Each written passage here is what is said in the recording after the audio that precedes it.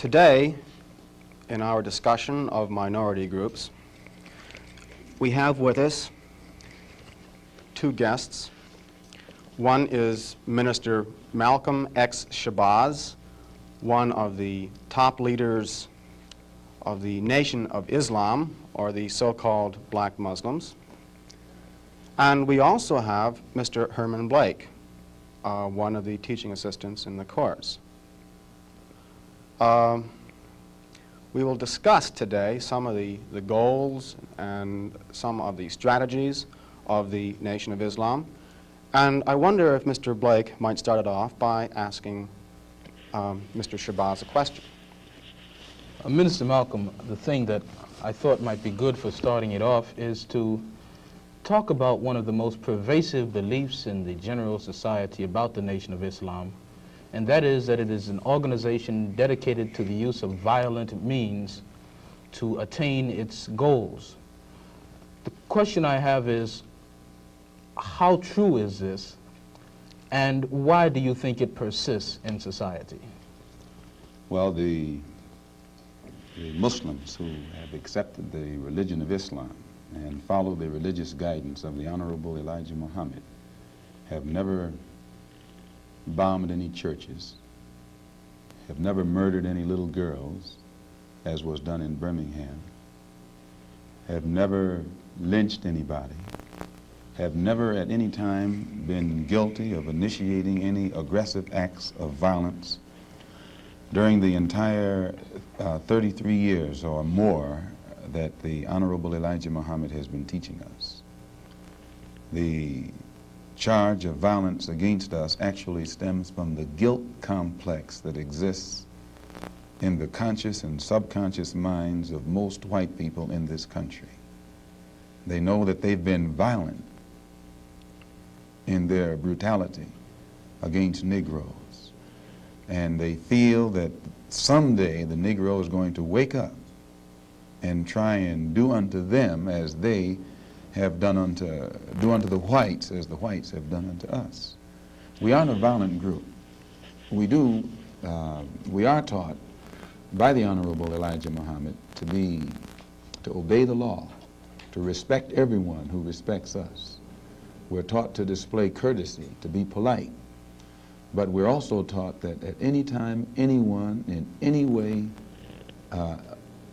inflicts or seeks to inflict violence upon us, we are within our religious rights to retaliate in self-defense to the maximum degree of our ability.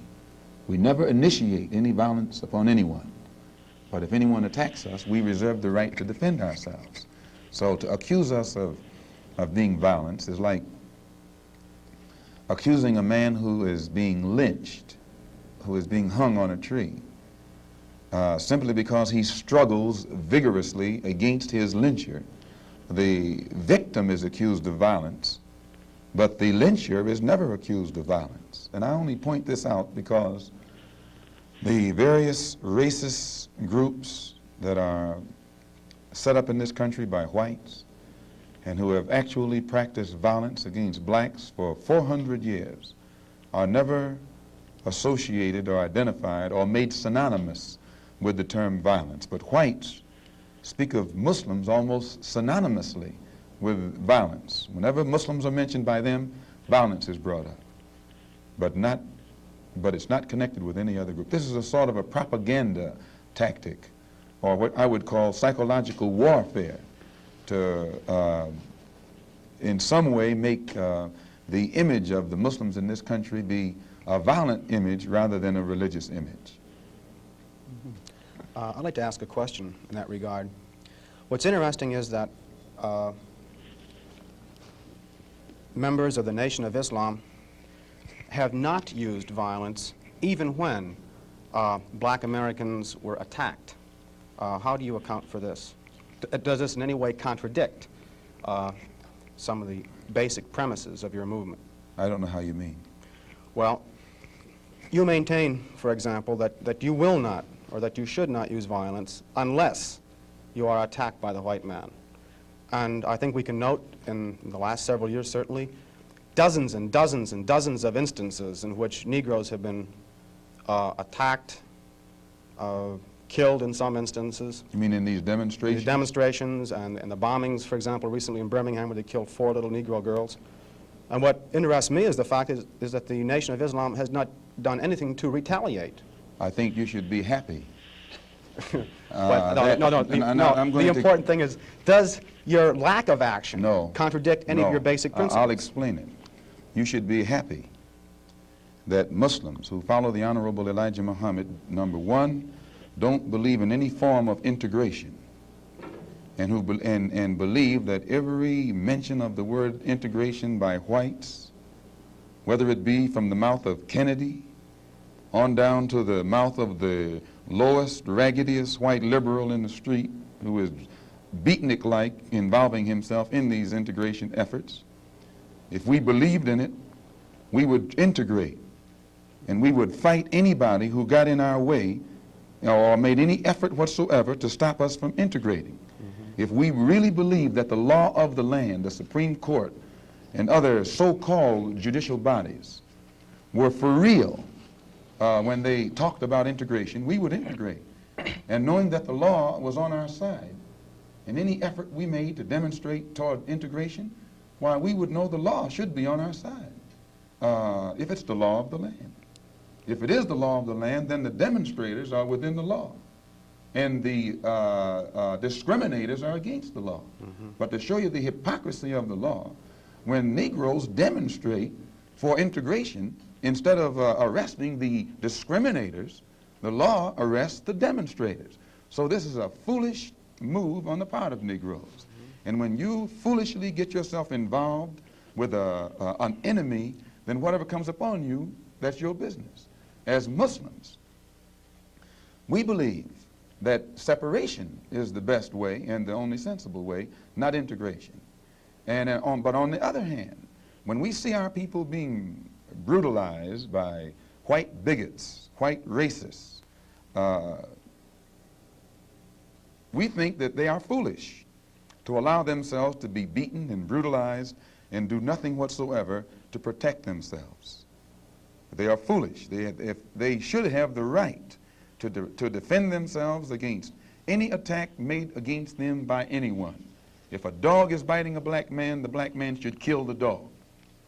Whether the dog is a police dog, a hound dog, or any kind of dog. If a dog is sick on a black man, when that black man is doing nothing but trying to take advantage of what the government says is supposed to be his, then that black man should kill that dog or any two-legged dog who sicks the dog on it.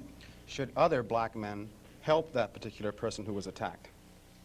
I think you'll find, sir, that there will come a time when black people wake up and become intellectually independent enough to think for themselves, as other humans are intellectually independent enough to think for themselves. Then the black man will think like a black man, and he will feel for other black people.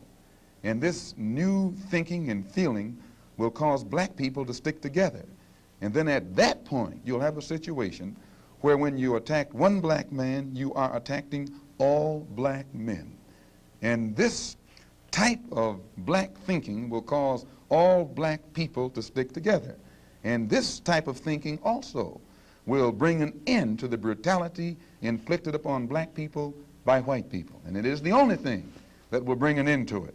No federal court, state court, or city court will bring an end to it. It's something that the black man has to bring an end to himself. Minister Malcolm, let me, on the basis of your two remarks, ask a double-pronged question.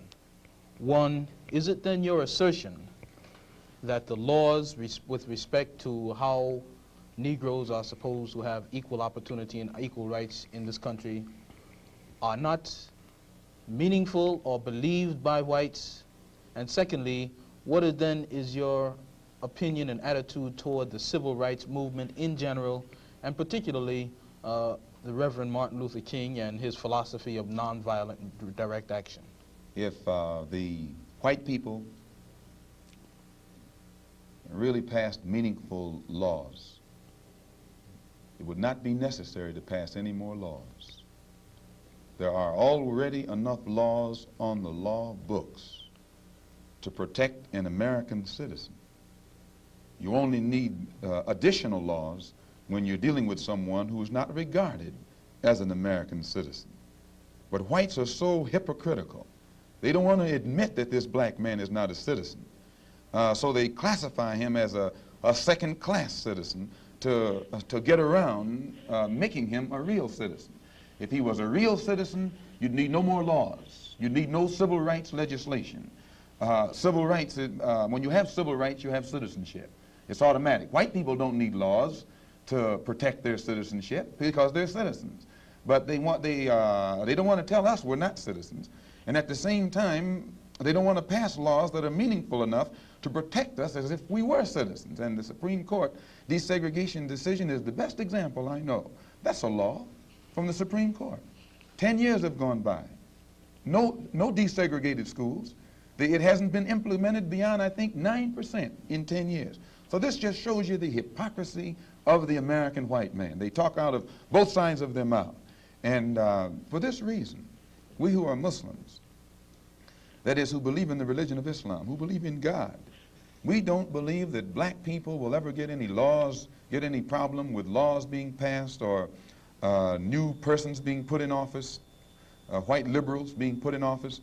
There is nothing that the white man will ever do to bring about true, sincere citizenship or civil rights recognition for black people in this country. Nothing will they ever do. They will always talk it, but they won't practice it. And with the Supreme Court, if the NAACP can tell me that they want a desegregation decision for me 10 years ago, but yet the schools haven't been desegregated, as I say, this is a victory with no victory. It's a victory that you can talk about, but it's a victory you can't show me.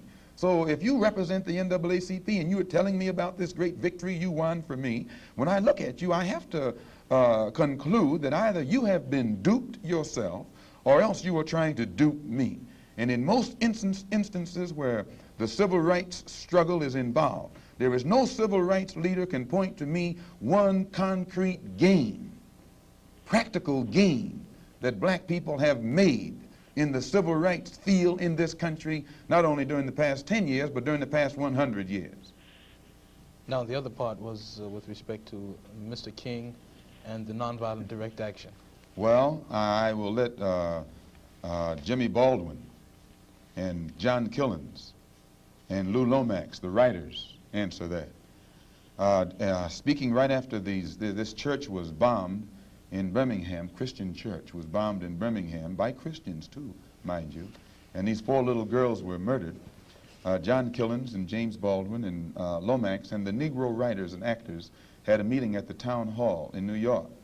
And Killen pointed out, concerning these murders of these little girls, said the killings had raised doubts about the intelligence of the nonviolence in the civil rights struggle. He went on to declare that he could no longer be asked to love those who persecuted and killed Negroes. He also, and the writer, Mr. Handler, who's describing this, said that Killens, it was not clear concerning Killens' remarks to his audience that he was breaking with it was clear rather to his audience that he was breaking with the doctrine of the Reverend Martin Luther King's philosophy that as Christians, Negroes should love their fellow man in a truly religious sense. Now, James Baldwin, speaking on that same platform, said, and I was present during this entire affair, asserted that the American people shared a collective guilt for the persecution of Negroes, much as Germans did because of their silence during the Nazi persecution. He denounced President Kennedy for what he termed Kennedy's lack of passion in the civil rights struggle. Mr. Baldwin said that there could no longer be a Republican Party for the Negro people as long as it listed a Barry Goldwater, nor a Democratic Party for the Negro people with a Senator Eastland on its roster. He asserted that the federal government acted swiftly and energetically, that unless the federal government acted swiftly and energetically, future slaughter would make Birmingham look like a dress rehearsal. What do I think about King's attitude? King's right-hand man, Wyatt Walker, at King's convention, according to the New York Times on September the 26th, said, quote, "We have been duped," meaning these persons involved in the civil rights struggle, of which King is the symbolic leader. His right-hand man says, and I quote, "We have been duped, or have duped ourselves, into believing that the chains have been broken, when in truth we have only been chained more securely. Half freedom has in many instances been worse than no freedom at all." Why, don't ask me what I think about their struggle. I can tell you what they think about their struggle. And they are pointing out that it is becoming more difficult every day for the civil rights leaders to keep the masses of black people nonviolent and long-suffering and patient, and keep them from becoming disenchanted. I hope that answers your question. Well, now there's a new party which has started on the East Coast called the Freedom Now Party, an all-black organization. Would you comment upon this and also upon the possibility that the Nation of Islam might begin to turn some of its attention to the political arena in view of the fact that it is in the political arena that Negroes have not been able to in any way get justice, as has been pointed out in your previous statement? I'm not familiar with the Freedom Now Party. I'm not too familiar with politics, period, only that in the sense that white politicians have usually been very hypocritical where the so-called Negroes are concerned. So I'm a bit disenchanted with politicians and politics. The Honorable Elijah Muhammad is a religious man, and his teaching is religious and his solutions are religious. The Freedom Now Party, from what I understand, is headed by a lawyer named Conrad Lynn. I know him. He probably means well. Before passing an opinion on what it is he's trying to do, I would like to analyze it and see who's subsidizing him, see who his friends are, especially who his white friends are. And after a careful analysis, if I could conclude that there was no white support, I would be inclined to have confidence in it. But if I saw him leaning too heavily upon his white liberal friends for support, then I'd be suspicious of that too. The Muslims, in my opinion, represent an all-black party. And the Honorable Elijah Muhammad pointed out before 10,000 in Philadelphia on September the 29th at a rally that we were having, that in 1964 the black people should band together and do something about selecting and electing representatives, black representatives, politically, who have the rights and the best interests of the black people at heart, and that we should also unite together and sweep out of office all of the black political puppets who are used by the white power structure to continue white supremacy in our communities.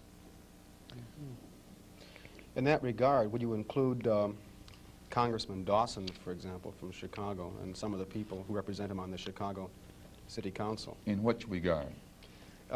In the area of acting as a puppet. I don't know what Mr. Muhammad's opinion is of Congressman Dawson. They both live right there in the city of Chicago together. I don't know what his opinion is of Congressman Dawson. I'm suspicious of any Negro, be he politician, be he clergyman, or civic leader who is constantly patted on the back by whites. I have a tendency to lead toward the Negro politician who is constantly condemned by the white power structure. This is my thought pattern. I'm giving you an insight of it. You, though, mentioned Mr. Lynn and saying you'd like to know who his white friends are. Now, I'm wondering if you didn't make a contradictory statement in Muslim terms by using white and friend in the same phrase. That is I to use say, friend in quotes. I see. In other words, if a black man cannot have a white man as a friend. He may have a white man who's friendly, but being friendly and being a friend, I think, are two different things. I think there are many whites who act friendly toward Negroes. A fox acts friendly toward the lamb. And usually the fox is the one who ends up with the lamb chop on his plate.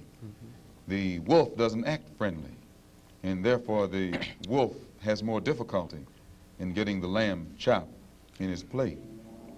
I'd like to point out, though, that... And I say that because it is usually if you study the structure of the Negro community, economically, politically, civically, psychologically, and otherwise, it's controlled by the white liberal, who usually poses as the friend of the Negro, who actually differs from the white conservative in the same way that the fox differs from the wolf. Their appetite is the same. Their motives are the same. It's only their mannerisms and methods that differ. I would agree that no doubt there have been a large number of whites who have posed as liberals and as friends of the Negro and who have time and again betrayed the Negro.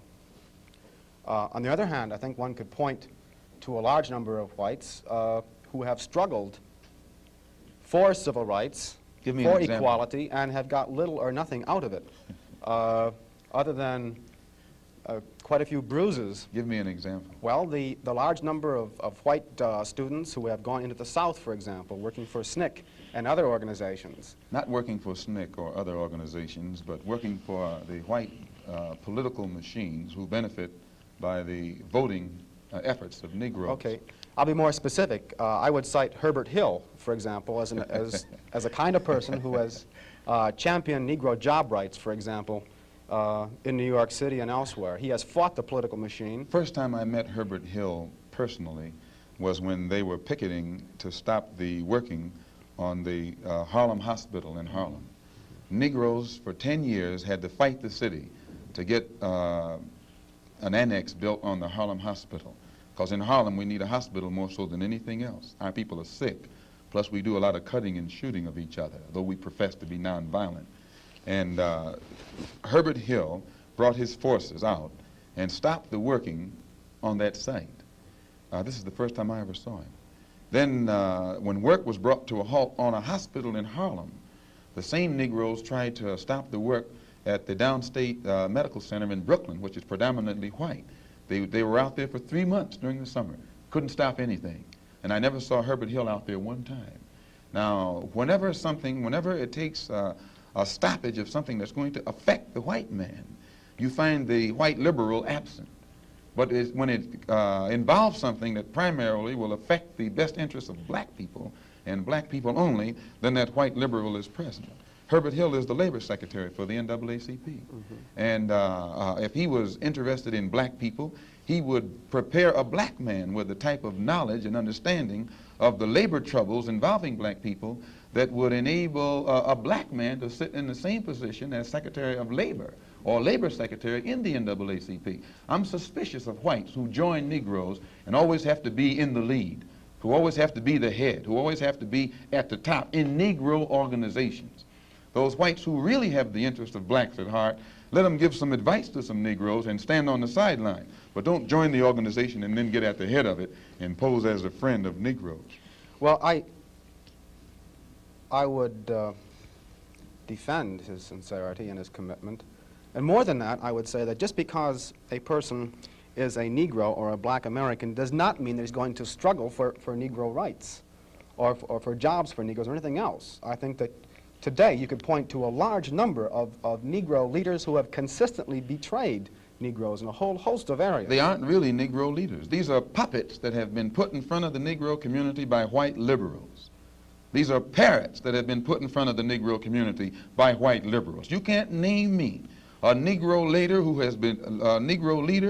has been betrayed Negroes, who has not been endorsed, sanctioned, subsidized and supported by the white liberals. Minister Malcolm, I'd like to... Well, I could cite one example would be Congressman Dawson, for example, in Chicago. In Chicago, a large number of liberals located in the Hyde Park district have consistently fought Dawson and his betrayals of the Negro, and they've also fought some of the people who represent Dawson on the Chicago City Council. The only Negro I know who is constantly fought, only Negro politician that I know who is constantly fought by white liberals is Adam Clayton Powell. And they call him a racist because he speaks so bluntly on the race issue. But I'm not, as I said, not too familiar with Dawson and his work. Let me return to the Nation of Islam per se, Minister, by raising a question which struck me as a result of reading some of Baldwin's work, namely The Fire Next Time. Baldwin pointed out that in Harlem for many years he had passed the street corners and the soap boxes and heard people speaking from these platforms who were known as black nationalists, and nobody was listening. And he said all of a sudden he realized that people were beginning to listen to the Muslim speakers on the street corners in Harlem. The message essentially was the same, but it was that now many people were listening to what this message was. And you pointed out that the Nation of Islam has been in the picture for about 33 years. What is it, in your judgment, that has caused this tremendous amount of support that the Nation of Islam has garnered in the Negro community in, say, the last 10 years? When you put a seed in the soil, it remains beneath the soil until the season changes.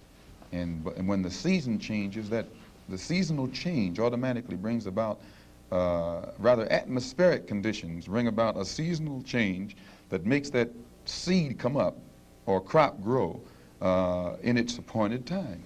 And all over this world today, God himself has brought about political changes, a political atmosphere, sociological, social atmosphere, economic atmosphere. These economic conditions, these political conditions and social conditions combine to bring about a situation that is making black people in America more receptive, their mind more fertile to the seed of truth that the Honorable Elijah Muhammad has been planting for 30-some years. And this is springing up today and causing our people to see and understand now what they couldn't see and understand before. What is the nature of this situation which is making black people more receptive? Well, you take in the past, say, 15 years, how the nations have emerged, dark nations have emerged in Africa. Prior to 10 years ago, most Negroes identified Africa with a savage, jungle-like place. And whenever you mentioned the word African, in their mind's eye, they could see the image of someone running around with a spear, with no language, who'd say Ugga Bugga Boo or Bwana or something, and who'd be in a jungle running from lions or chasing lions. But then when, after the war, when the United Nations was set up in New York City, black people began to look at men like Tom Mboya. They began to look at men like Nkrumah. They began to see men like Lumumba. They began to see men like Nasser.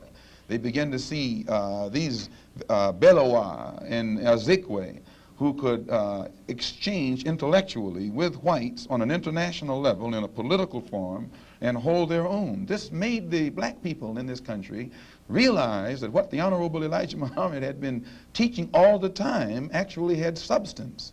And they began to turn it over in their mind and see that what he was saying had more weight to it than what these other Negroes were saying. And they began to identify themselves with the black world and the black struggle more closely than they identified themselves with this so-called white world. Let me ask you a question with respect to a statement which Essien Udom quotes as being on a bulletin board in the University of Islam in Chicago by the Honorable Elijah Muhammad. According to Essien, Mr. Muhammad states, "Up, you mighty race. You can accomplish what you willed.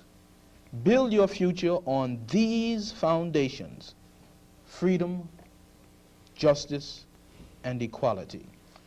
What is the definition of freedom, justice, and equality for the black man, and where and when is it to be attained? Well, take equality first. The Honorable Elijah Muhammad doesn't teach us to associate equality with whites. Equality has nothing to do with whites.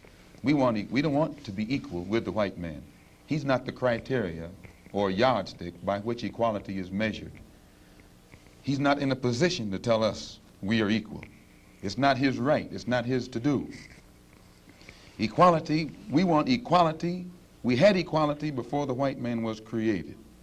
We had equality before the white man came into existence. And we want equality whether the white man is on this earth or not. Equality means the opportunity to develop all of our dormant potential, all of our dormant capability. And in developing this dormant capability, the right in the ability to stand on this earth on some land of our own and bring about a civilization and a society in which we will be completely independent, complete freedom to take care of the needs, to take care of the wants and the likes and the dislikes of our people, to establish our own nation, our own society, our own heaven, our own future. This is what we mean by freedom, by equality, and justice means as you sow, so shall you reap. If you do wrong, you'll get wrong in return. And if you do right, you'll get right in return. When you're in your own nation, in your own land, you're in a position to get justice. But when you're in another man's country, in another man's land, under another man's flag, and under another man's government, and under another man's court system, you have to look to that other man for justice, and you'll never get it. And Negroes in this country probably are authorities on that. Yeah. To what extent does this formulation approach that expounded by Zionists? They, for example, many Zionists maintain they could never expect justice in the Tsarist courts and the courts found in other countries in Eastern Europe and so on. And they decided that it would be wise to establish a separate state in Israel. And all of the world powers got together, the white world powers, I should say, got together and helped all of these white Jews to establish a separate state in the heart of a dark-skinned people's territory.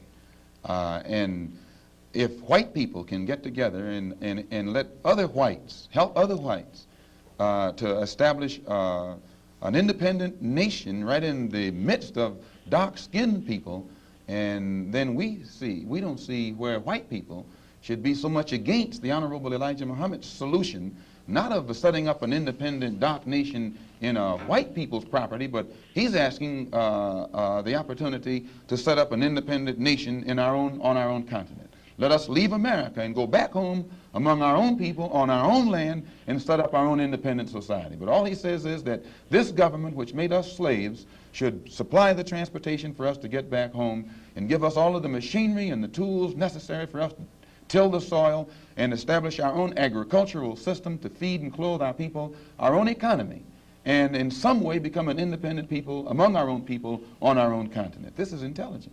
And Zionists should never criticize us. You say then that the United States is not the black man's country. Definitely American not. laws No, are no. not black man's laws. No. American laws are not the black man's laws. Well, the laws here in America were made by white people for the benefit of white people. The Constitution was written by whites for the benefit of whites. It was never written for the benefit of blacks. And when you read the Constitution, I think in Article 1, Section 2, or Section 1, Article 1, one of the two, and it's in the Constitution, it says that it classifies black people as 3/5 of a man. 3/5 of a man, subhuman, less than a human being. It relegates us to the level of cattle, hogs, chickens, cows, a commodity that could be bought and sold at the will of the master. No, it was written by whites for the benefit of whites and to the detriment of blacks. And when a black man stands up talking about his constitutional rights, he's out of his mind. Now, Minister Malcolm, in our textbook, which the students have read, supposedly, there is a statement, which is a quotation from Essien and essentially that from Lincoln, to the effect that the Nation of Islam does not have a great deal of support in the Negro community in this country by and large. And a recent national poll of American Negroes found that leaders and rank and file, according to their statistics, supported the Reverend Martin Luther King somewhere over 90%, whereas the support and favorable rating that they gave Minister Muhammad was less than 20%, and somewhere around 45% of them gave an unfavorable rating to Mr. Muhammad. What would your response be in terms of Baldwin's statement that this is a growing thing and the kinds of evidence that we have that there isn't much to it?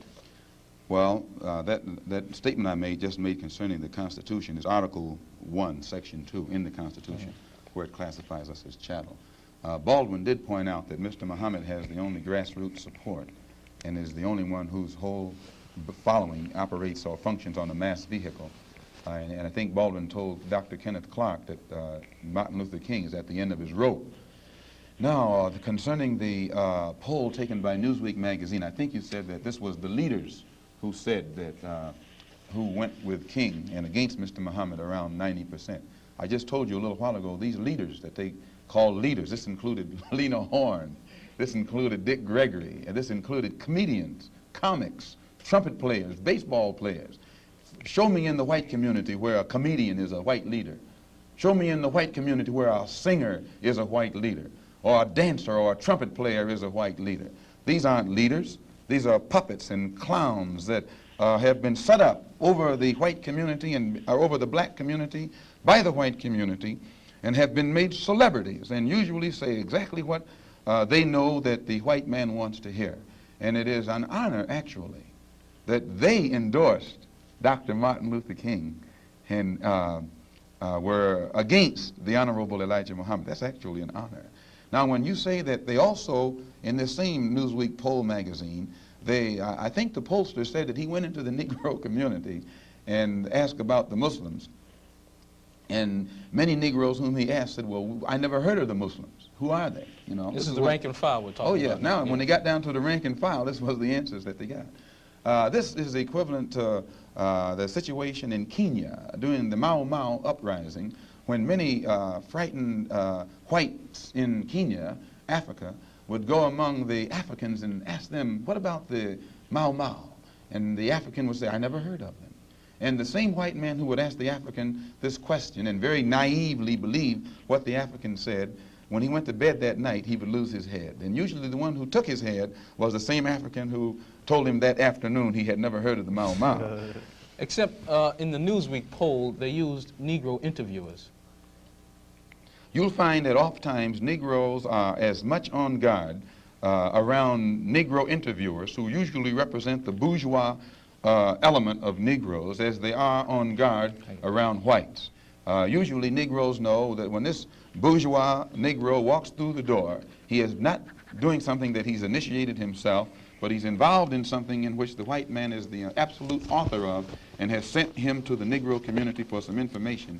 And when they give that Negro some information, usually they give him the information that they want him to take back to the white man, because that's who he's going to take it back to. 4 more minutes. Our time is just about up, Minister Malcolm, and perhaps you could summarize and conclude by giving us, in your opinion, or in the opinion of Mr. Elijah Muhammad, what would be the ideal solution to the racial problem in the United States today? Well, on Thursday, October the 3rd, the New York Tribune, in an editorial, pointed out in Boston, in an article called The Civil Rights Iceberg, they pointed out how Kennedy had realized that beneath the water, the civil rights whole problem was political suicide. Because in his own hometown, the head of the Board of Education, a woman named Mrs. Hicks, was running against the NAACP philosophy, and she swept aside all other opposition. The whole white community supported her in opposition to the NAACP's desire for integrated schools, integrated housing, and otherwise. So I say that to say this, that even the Jewish community, which is supposed to be pro-liberal, went against the NAACP. Whites are against integration in practice, but they're for it in principle. So the only solution is separation. And the Honorable Elijah Muhammad says that this can be brought about simply by letting our people be exposed to the truth about ourselves, about the white man, about our history and our condition in this country. And once we are exposed to the complete truth about things as they actually exist in this country, the masses of black people will choose complete separation from this entire system, political system, economic system, social system, and whatever other aspect or description or adjective you want to attach to it. Let us go back home to our own people, live among our own kind, and solve our own problems ourselves. And if the white man doesn't want us to go back to our own people and live in our own country, then since we can't get along together in peace on this country with white people, Let us separate part of this continent, migrate to that separate territory. Let the government give us everything we need to establish our own independent economic system and society, and thereby we'll be able to solve our own problems ourselves and prove that we are human beings and a part of the human family and can do for ourselves what other humans have done for themselves. And then we'll be able to stop blaming the white man for what he has done and stop begging the white man to solve our problems. We'll be able to solve our problems ourselves. Thank you very much. That's it.